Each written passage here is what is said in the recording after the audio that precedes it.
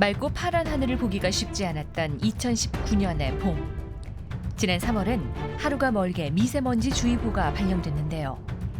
1급 발암물질로 알려진 미세먼지의 습격에 우리의 일상이 흔들리고 있습니다. 미세먼지를 자연 재난으로 규정하고 중국 환경부가 서울의 미세먼지는 중국 탓이 아니라는 주장을 내놨습니다. 미세먼지 외교라는 말이 나올 만큼 국제사회 이슈로 떠올랐는데요. 각 나라에서 미세먼지 발생이 줄어야 국경을 넘어가는 미세먼지도 줄어들 것 아니겠어요? 미세먼지는 어떻게 만들어지고 또 어떻게 이동하며 어떻게 변화하는 것일까요? 지피지기면 백전백승. 여기 미세먼지와의 전쟁을 선포한 과학자들이 있습니다.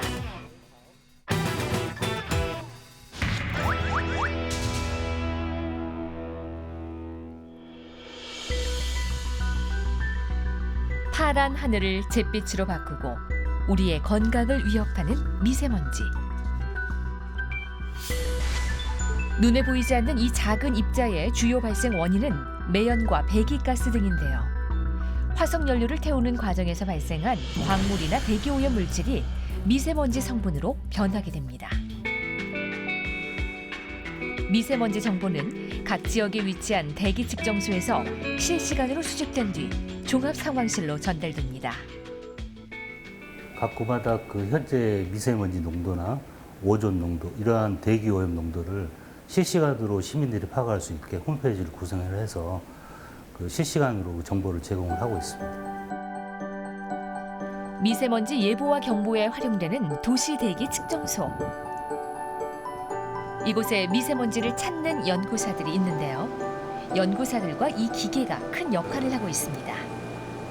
저희가 이제 샘플러를 통해서 투입된 공기가 여기 여지 위에 모이게 됩니다. 그러면 거기에는 입자상 물질이 쌓이게 되고요. 그거를 벤타선을 쏴서 그 차이를 가지고 측정하는 원리가 되겠습니다. 베타선은 질량이 큰 물질을 통과할 때 더 많이 흡수되는 방사선인데요. 여과지에 흡수된 베타선 양을 측정해 미세먼지 농도를 계산합니다. 미세먼지 성분을 추적하는 연구사도 있는데요. 엄정훈 환경연구사의 주된 업무는 성분 분석을 위한 미세먼지 샘플 채취입니다. 현재 활동한 지출의 PM2.5 시로입니다. 어제 저희가 PM2.5 초미세먼지 시로 채취를 하기 위해서 이제 장착했던 시로들을 회수하고 오늘 새로 이제 오늘의 시로를 이제 채취하기 위해서 지금 새로운 필터로 교체해서 장착하는 중입니다. 미세먼지와 초미세먼지, 중금속 등 다양한 종류의 샘플을 채취하는데요. 네, 이게 이제 하루 동안 시로가 포집된 모습입니다. 정확한 샘플 분석을 위해 본격적인 분석 전까지 특별 관리가 필요합니다. 아, 거기 그게 아이스 박스예요? 네, 여기 이제 저희가 실험실에서 얼음팩을 채워 와 가지고 냉장 보관 상태로 이송하게 됩니다. 여과지에 모인 성분의 손실을 최대한 막기 위해 저온 상태를 유지하는 것입니다.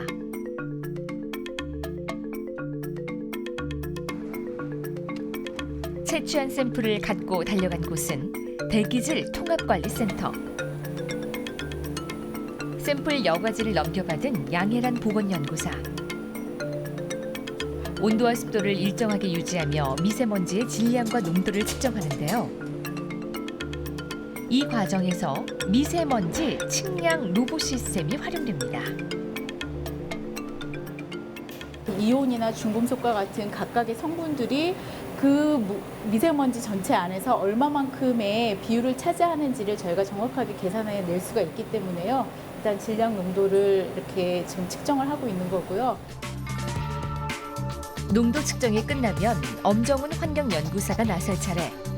여과지에 존재하는 다양한 이온 성분을 추출한 뒤 성분별로 수치를 확인할 수 있습니다. 이게 고농도 상황의 피크인데요, 지금. 상당히 지산염 피크가 굉장히 높고 황산염 또한 굉장히 많이 나오고 있습니다. 농도가. F가 여기죠. 이날도 미세먼지 농도는 기준치의 5배를 넘어섰습니다. 예, 요즘 특히 미세먼지가 고농도 사태가 잦아서요. 미세먼지 비상 저감 조치가 발령되는 경우 매일매일 시료 채취를 해서 매일매일 분석을 해서 바로바로 결과를 내고 있고요. 이렇게 미세먼지에 포함된 중금속 성분을 분석하면 미세먼지의 발생 원인과 경로를 파악해 볼 수 있다고 하는데요. 특정 성분, 특정 발생원을 추적할 수 있는 추적자가 될 수 있는 성분들이 몇 개 있습니다. 그래서 가령 바나듐이라든가 바나듐이 높으면 중류 연소를 많이 하는 지역을 공기가 유입됐다라고 추정할 수 있고요. 가령 스트론튬이나 바륨 같은 성분들이 높아지는 경우에는 폭죽에 의한 영향이 있다고 추정할 수 있고요. 또는 뭐 비소 같은 경우는 이제 석탄 발전이나 석탄 연소에 의한 공기의 흐름이 유입됐다, 공기가 유입됐다고 확인할 수 있습니다. 실제로 중국에서 폭죽놀이가 벌어진 이후 서울 초미세먼지의 스트론튬 농도가 11배 높아진 것을 볼 수 있습니다.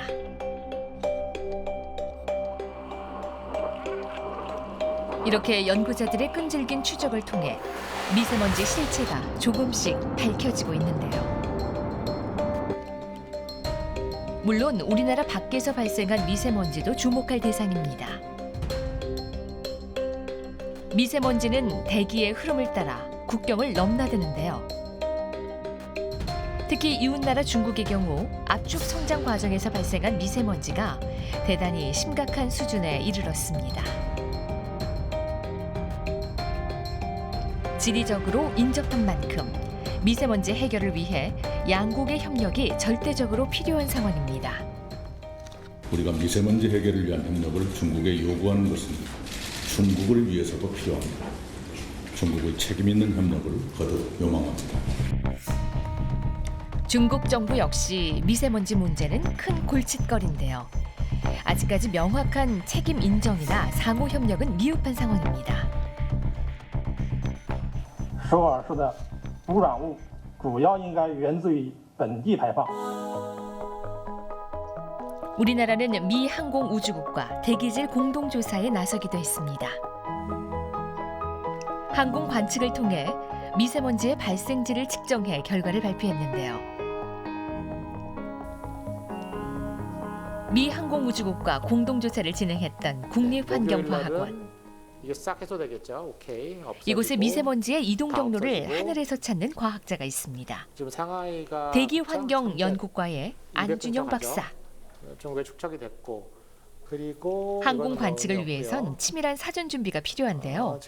대기의 흐름을 정확히 관찰하고 미세먼지 관측이 가능한 지점을 찾아야 합니다. 저희들이 그래서 3개의 단면을 측정하는데 124도, 125도, 126도고요. 이제 국외에서 미세먼지가 유입된다면 이렇게 서쪽부터 점점 우리나라로 들어오기 때문에 이런 측정 방법은 이제 항공기가 아니면 우리가 측정을 할 수가 없습니다. 고농도 미세먼지가 심각했던 지난 3월, 신형 항공 관측기가 첫 비행을 서해 상공에서 시작했는데요. 이 항공기에는 실시간으로 대기질 데이터를 수집할 수 있는 측정 장비가 탑재되어 있습니다. 정확한 데이터 확보를 위해 보통 해발 300m 상공에서 관측이 진행되는데요. 높이 올라갈수록 농도가 낮아지기 때문입니다. 말씀드린 처음에는 저희들 일단 서해상에 집중하고 있지만 점점 다양한 지역, 수도권이라든지 혹은 대형 오염원들 많지 않습니까? 이런 지역들, 지방의 어떤 산업 지역들에 대한 그 산업 도시들, 이런 도시들에 대한 저희들이 비행을 관측을 확대하게 되면 우리가 그전에는 몰랐던 배출원들을 항공 관측을 통해 찾을 수가 있게 되면 그 지역 대기질 개선에 가장 중요한 정보를 제공해 주는 것이 돼서 시민들께서도 어떤 그런 혜택을 이제 보실 수가 있습니다. 위성 기술을 활용해 지속적으로 미세먼지 흐름을 파악하려는 과학자도 있습니다. 이제 여러 가지 대기 오염 물질, 미세먼지를 포함한 이산화황, 이산화칠소, 오존 등을 관측을 하기 위해서 이제 관측을 목표로 하고 있기 때문에 그래서 그 자외선 영역을 촬영을 할 수 있는 센서로 이제 만들어져 있고요. 발사 준비가 한창 진행 중인 환경위성. 지구 자전 속도와 동일하게 움직이며 우리나라는 물론 동아시아 지역의 대기 오염 정보를 수집하고 분석할 수 있게 됩니다.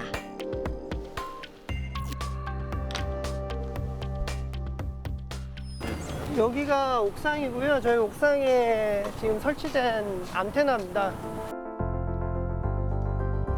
위성에서 보내는 신호와 데이터는 이 안테나를 통해 수신되는데요. 이 환경위성의 핵심 기술은 바로 전자광학 탑재체. 초분광 센서를 이용해 관측의 정확도가 월등히 향상될 것으로 기대가 큽니다. 그 예보의 정확도가 좀 향상될 것으로 기대하고요. 그 지금까지는 모델 결과와 지상 관측 자료, 항공 자료 정도로 판단을 하고 있는데 워낙 기상은 시시각각으로 바뀌고 예보관이 확실한 마음속에 확신을 갖기에는 어렵지 않습니까? 그런 걸 도와주는 거죠.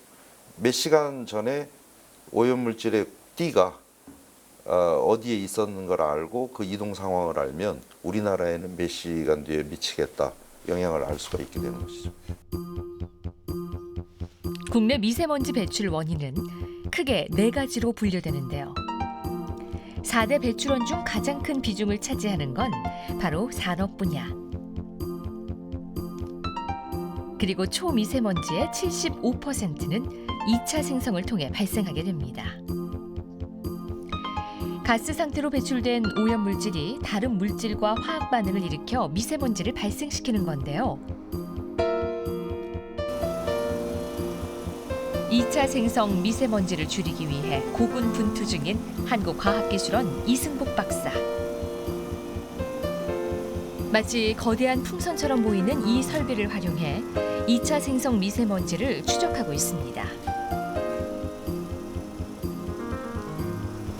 수증기를 공급한 이후에 상대수 조건을 맞추고 그다음에 휘발성 유기화합물 전구물질을 주입하는데 오늘 실험에서는 대표적인 인위적인 성분인 톨루엔 성분을 주입하고 있습니다.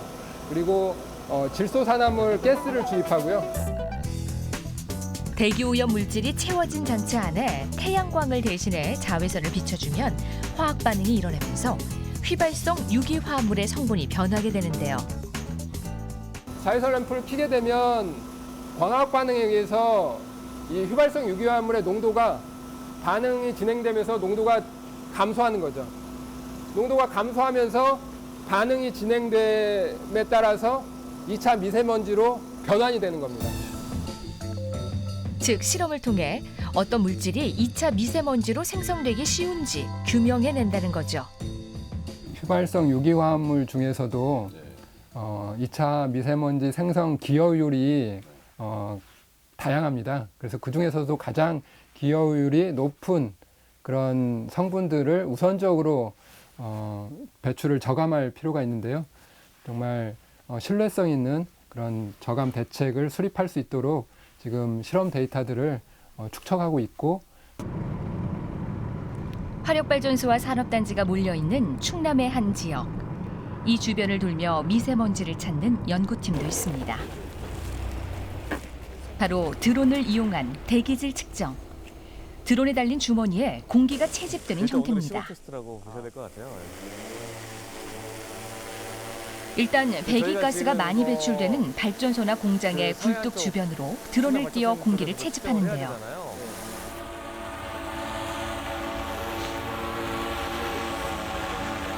그러니까 발전소 같은 경우에 지금 굴뚝 높이가 100m 정도가 되니까 근데 그게 나와서 확산을 한다고 치면 한 150m, 그다음에 너무 높게 올라가면 뭐 또 이제 확산 효과가 떨어질 수도 있겠지만 한 200m 정도까지는 올라갈 수 있으면 그걸 측정하는 게 가장 분석하는 데 좋긴 합니다, 지금. 높이와 위치까지 섬세하게 고려하는데요. 이렇게 가스를 채집하는 이유는 뭘까요? 배기가스가 이제 나오게 되면 이게 어떻게 확산을 하는지 또는 어떻게 이동을 하는지 분석을 해야 되는데요. 그런 예측 소프트웨어를 개발을 하고 있어요. 그런 예측 소프트웨어에 넣을 수 있는 데이터를 지금 모으는 작업을 진행한다고 보시면 되겠습니다. 유해 물질이 잔뜩 들어있는 이 주머니가 이찬엽 박사에겐 소중한 자료입니다.